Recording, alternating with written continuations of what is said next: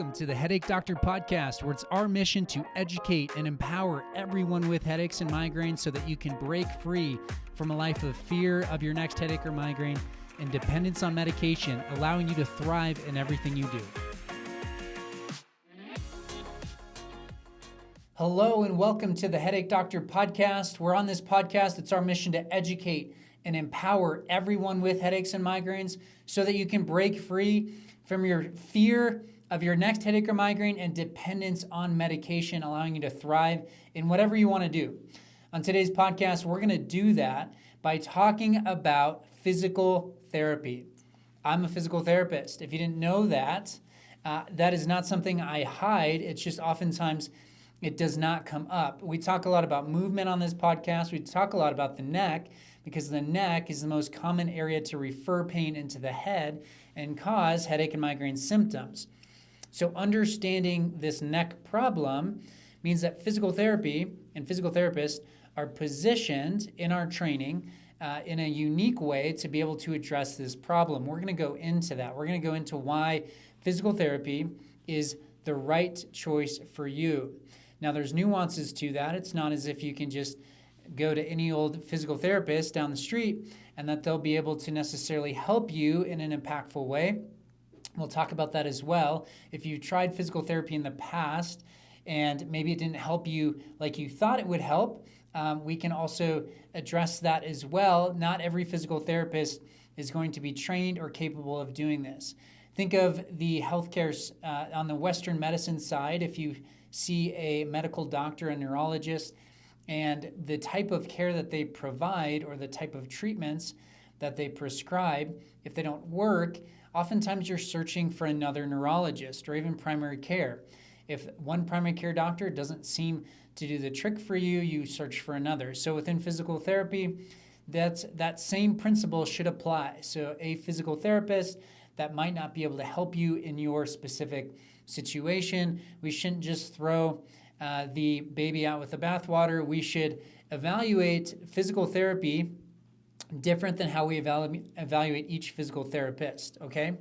What I talk about a lot with patients, and even on this podcast, is how it's like gravity, okay? So it's the physics of how our body works and how our body functions, and we use those principles of, let's say, physics, gravity weighing down on us. It's true, okay? So those physics will never, the physics of our reality in this world we live in, they don't change. Those things don't change. And so the fact that we're going to go through and talk about these things like your neck, how do we relieve tension in your neck? How do we improve the way you move? How do we restore function to joints? So these are things that the principles that we abide by should be true for anyone. If you have a body, if you have a neck, if you have shoulders, then we need to be catering to our musculoskeletal system. Our physical bodies need some sort of care and attention, all right? So if you come to me and you ask, well, how does this possibly happen? I have no idea how I got to this point. Well, what I'm going to ask you is if you go to your dentist after 30 years of not brushing your teeth and you're not flossing, would you ever expect your teeth to be perfectly fine with no cavities? No, absolutely you would not, because you need to actually do something to prevent cavities from popping up. You need to brush and you need to floss. And so the same perspective should be applied to this scenario. If we are not actively doing something to help our bodies maintain the movement that we need and that it's designed for, then we shouldn't go down 20, 30, 40 years and expect everything to just be fine. Gravity weighs on us, and so it's just physics, okay? What we talk about, it's true. These principles are true for anyone, okay? So no matter your headache or migraine, and no matter if it has a profound impact or a little bit of an impact or it doesn't seem to do much at all, what we talk about on this podcast should be helpful for you because it's just a part of being human and being healthy, okay? So why is physical therapy such an important role when it comes to treating someone or helping someone that has headaches or migraine symptoms? For the sake of this podcast, we're going to clump those all into one category. Okay, so on previous podcasts, I've talked about specific diagnoses. We talk about maybe specific pain patterns or pain presentations. But on this podcast, we're going to say if you have really any type of headache, any type of migraine, all right, this is going to be helpful for you. And a physical therapist is very likely going to be able to help you in your road to recovery. So the first question we need to ask is, where does pain come from? Okay? So if we're going to get to the bottom of what your situation or what your problem is, we have to understand first, where does pain come from? I work with all sorts of other providers, and we've had interviews with other providers on this podcast. But the one question that I think would be challenging for these other providers to answer is, when someone's sitting in front of you and they have pain in their temple, they have pain behind their right eye, they have pain in the back of their head that wraps up and around, why does it present in that specific pattern? You see, oftentimes we assume that things like food and stress and imbalance in hormones or pressure changes or dehydration are the actual cause of our headaches or migraines.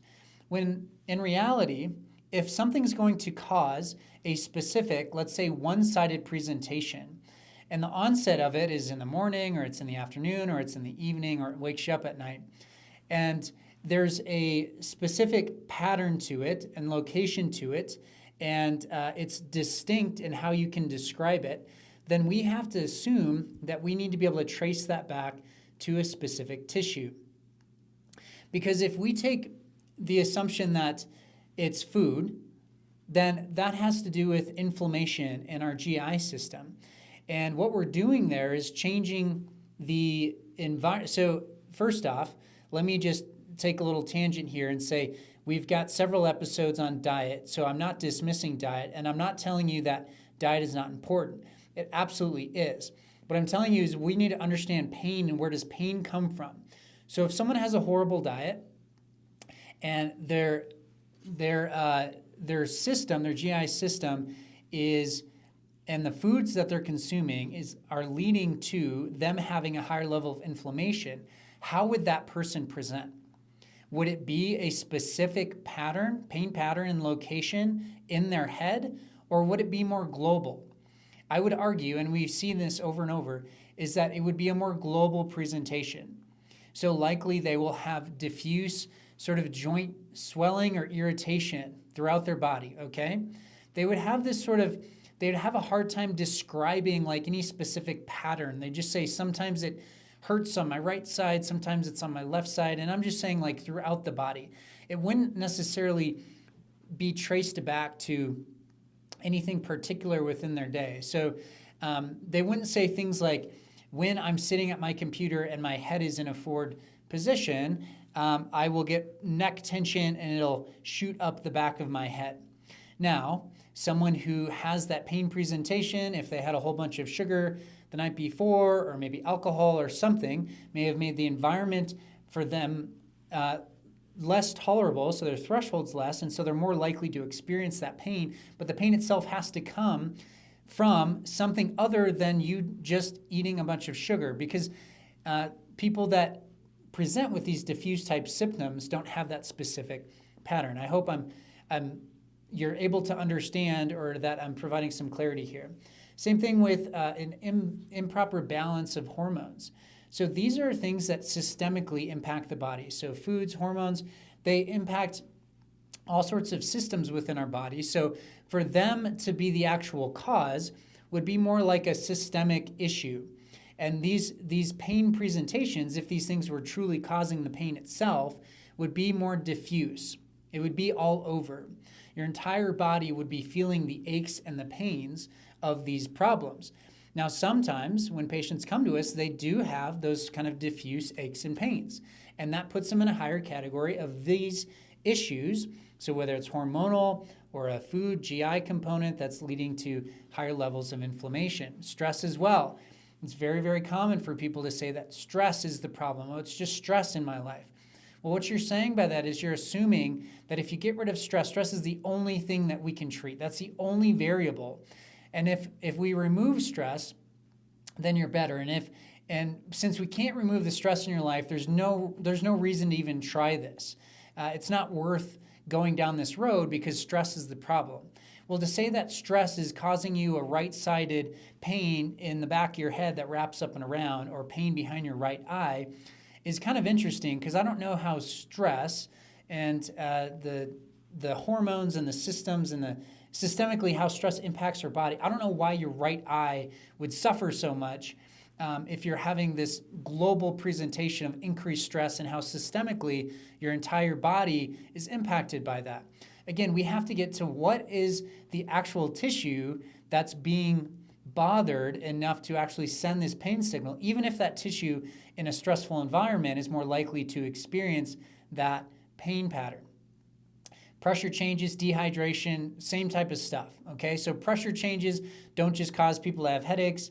You know, if a storm comes and there's 1 million people in Denver, not all of those people are going to have headaches, okay? Some do and some don't. So what's the common denominator for those that do have those symptoms? Same with dehydration. If you're on a hike, you're at altitude, you're with 10 people, why do you get a headache and they don't?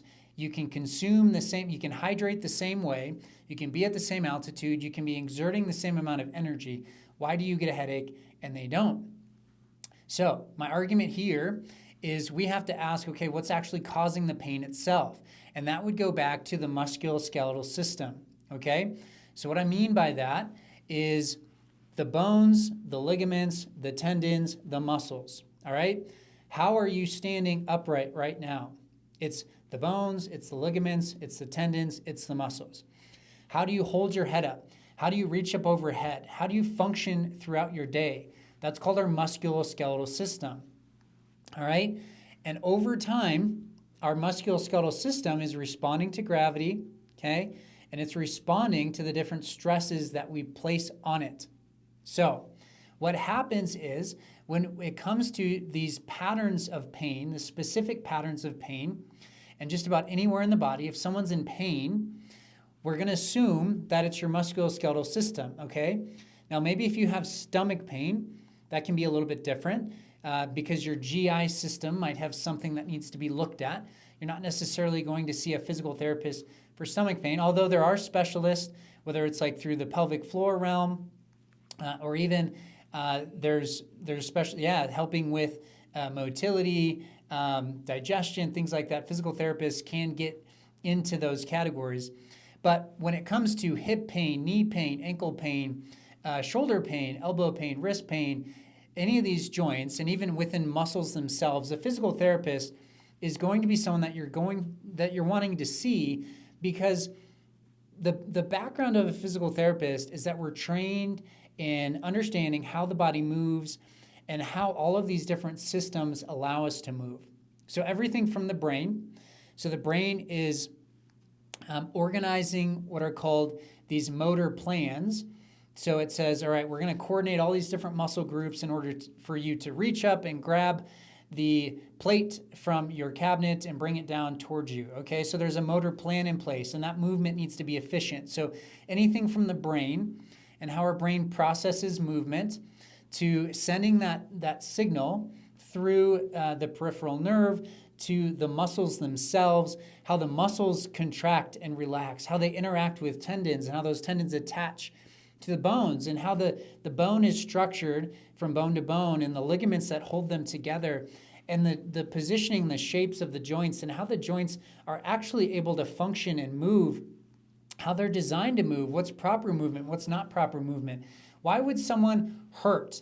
It's when we deviate from those intended movement patterns, okay? And that can happen in a couple ways. One, so if you have trauma, if you just have some like specific injury, like a motor vehicle accident or something like that, that's definitely going to have an impact on your musculoskeletal system. And even though you might recover in, the couple weeks following, there's going to be a longer term impact on your musculoskeletal system depending on the severity of that trauma, okay? And that's something that our healthcare system kind of overlooks. But in addition to that, most people that we're working with are just dealing with the sort of inefficient movement patterns or compensations that our musculoskeletal system gets into, and then we're just multiplying it by time, all right? So I'm not saying that everyone in life needs to move perfectly, because that's definitely not the expectation. There's a level of compensation that we all have. I could probably pull anyone off the street and find knots in their shoulders. I could find dysfunction in different areas. Does that mean they're in pain? No. Does it even mean that they necessarily need treatment to the level of seeing a physical therapist? Not necessarily, although that might be a different discussion, okay? The point is that we, as humans, need to understand how we move and how we can cater to keeping our musculoskeletal system in good shape. Because when we don't move efficiently and compensations pop up, and that has to do with lifestyle habits, that has to do with just the way that we move, the patterns we get ourselves into, and being unaware that we need to be dynamic, that we need to move in our full range of motion throughout our day and give our body and our joints and our muscles and our nerves the movement and the mobility that it wants, okay? So when there's a lack of that over time, we start to see these compensations and inefficiencies show up, all right? So you go to the dentist and they're like, okay, do you have any pain, all right? Do you have a tooth that's hurting or is sensitive? Well, what they're asking is, do you have pain which is indicative of a problem in your tooth? Do you have a cavity? And so if you have that cavity, now you don't have to like have someone smash or you don't have to like eat a kernel of popcorn and have that like impact your tooth or wear away at the enamel or crack your tooth. Like that is one way to have tooth pain. But the more common way is just these subtle impacts on your teeth over time that kind of wear them out, wear the enamel out, okay? Now, it's obviously it's different because we're talking about like the pH of your mouth and how food impacts the enamel of your teeth. And on this other end of the physical therapy world, we're just talking about gravity and the movement or lack of movement and the type of things that you're doing throughout the day. But in both scenarios, we have to ask, is time on your side or is time against you? And what can we do to get time on your side when it comes to the musculoskeletal system, okay? So who do we need? Like who's the dentist equivalent of the musculoskeletal world? Well, that's a physical therapist, okay? So physical therapists are trained to understand how we move. So if we want to better understand how to move and how to take care of our bodies, of our musculoskeletal system, we need to figure out, we need to find a good physical therapist and work with them, okay? Because you haven't been moving the way you should. There's something within your neck, within your shoulders that's angry, whether that's muscles, whether that's specific joints, whether that's tendons or ligaments. And those specific tissues are angry enough because they've been under more stress than they care to handle for too long a period of time. And then you're just sort of dealing with that, but you're dealing with it by taking medication, which is chemically changing the way you experience pain. Or you're changing your diet, which again, these are good things. We talk about this all the time on the podcast. The medication, maybe I'm not so much a fan of, but changing diet, going down the road of diet, I love that. But it's changing the environment that you experience pain in. So improving your diet is going to make you more resilient and your threshold is going to increase.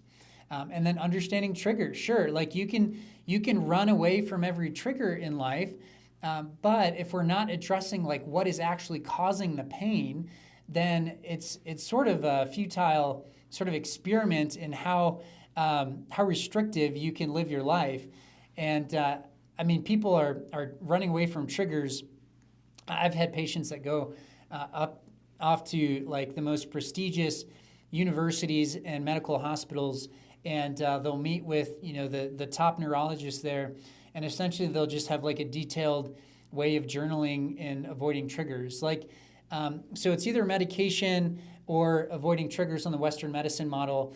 But then when you get outside of that, which are much better options, it's diet, controlling inflammation, which couple really well with what we're doing. But if you want to actually get to the why am I having this pain, then most people with headaches and migraines are going to be able to trace that back or understand that through a musculoskeletal model, all right? And like I said before, It's just physics. It's just principles. This is stuff we should be doing. It's not as if, again, you wouldn't go to the dentist and be like, should I brush my teeth? Should I not? I mean, I don't know. Like, I know I have teeth, but I don't think I'm at huge risk of getting cavity. No, just brush your teeth. And what I'm saying here is, like, we all just need to move better.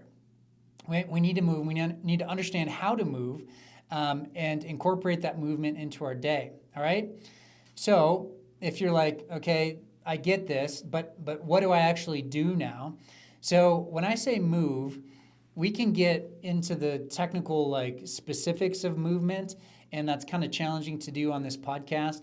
But for the most part, I just want you to think about how you sit, how you stand, how you sit when you're driving in the car, how you're sleeping at night. And I want you to think, if you bias one position, if you bias doing things one-sided, I want you to switch it up to the other side. If you sit, I want you to stand more. If you are not exercising, I want you to exercise. If you don't walk, I want you to walk. I want you to just start incorporating movement to whatever your capacity is, whatever you have time for. I want you to think of moving throughout the day. And it doesn't necessarily mean carving out like an hour and a half, 4 or 5 times a week, even though that might be great. It's just thinking about, okay, my desk setup, what could I do here? How could I cater to my neck? Because I know that my head, when it's shifted forward, it doubles the perceived weight on my neck. Okay, so I'm gonna bring my screen up. Okay, and sitting, okay, I shouldn't sit because that naturally puts my shoulders in a forward position, so I'm gonna stand. All right, that's better. And then, I've been standing here for an hour. Let me just get up and walk around the hallway, just take a little break. Maybe I'll go refill my water bottle and come back. And then it's when you're driving home, like having both hands on the wheel, weight through both hips. And it's just starting to think a little bit differently. But when it comes to actually working with a specialist, the physical therapist should know how to specifically improve your mobility, because oftentimes the thing that we're missing is this sort of intervention in a more specific way to improve and restore shoulder function, neck function, jaw function.